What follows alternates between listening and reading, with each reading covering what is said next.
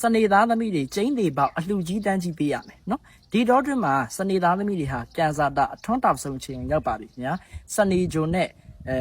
နပ်ကျွန်းဂျိုတို့တွဲဆုံခြင်းရဲ့အင်အားကြောင့်စနေသားသမီးတွေအားလုံးဟာလွှမ်းမိုးသောအရှိန်ဟုန်နဲ့အထွတ်ထိပ်သည့်တိုင်အောင်မြင်ခြင်းတွေနဲ့ချမ်းသာဒုက္ခတွေရရှိမှာဖြစ်ပါတယ်နောက်ပြီးတော့စနေတွေဒီတော့တွင်မှာငွေထားစရာနေရာမရှိအောင်ပေါ်မယ်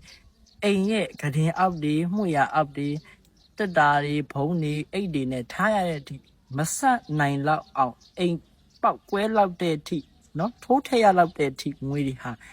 ထိမ့်မနိုင်တားမရနဲ့ဝင်လာပြီးတော့များစွာသောငွေကြေးစီးစိမ်ဥစ္စာတွေရရှိမှာဖြစ်ပါတယ်အကျွေးရှိနေတဲ့စနေသားသမီးတွေဘာမှစိတ်မညစ်ပါနဲ့ခင်ဗျာကျင်းတွေပေါက်အကျွေးတွေအားလုံးကြေးလာမယ်ဒီတော့တွင်မှာတိတိတတ်တာလက်လာပါတွေပွင့်လောက်ကင်နေအဆင်ပြေပြီးတော့ပေးစရာရှိတဲ့အကျွေးတွေအားလုံးလည်းပေးနိုင်မယ်အလှကြီးတန်းကြီးပေးနိုင်မယ်စနေတွေဟာအလှတန်းမှာတိတ်ပြီးတော့ရက်ရောတာနော်အလှကြီးတန်းကြီးပေးဖို့တော့လည်းအမြဲတမ်းစိတ်ကူးထားကြတဲ့နေနံပိုင်ရှင်တွေဖြစ်ပါတယ်ကျင်းတွေပေါက်အလှကြီးတန်းကြီးပေးရပြီးတော့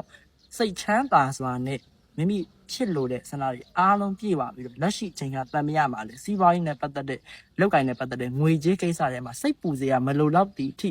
ငွေကိုပေါပေါတီတီသုံးစွဲနိုင်မှာဖြစ်ပြီးတော့ငွေတွေရီယာလုံးလို့နော်မောလောက်တဲ့အထိငွေတွေများစွာရရှိမှာဖြစ်ပါတယ်စနေသားသမီးတွေအိမ်မှာဖက်နက်အစုပ်တို့ထီးအစုပ်တို့အဝတ်ထည်အစုပ်တို့ရှိတယ်ဆိုရင်လွှတ်ပစ်လိုက်ပါကျင်းသေးပါချမ်းသာစီရောက်ရှိပါမယ်ခင်ဗျာ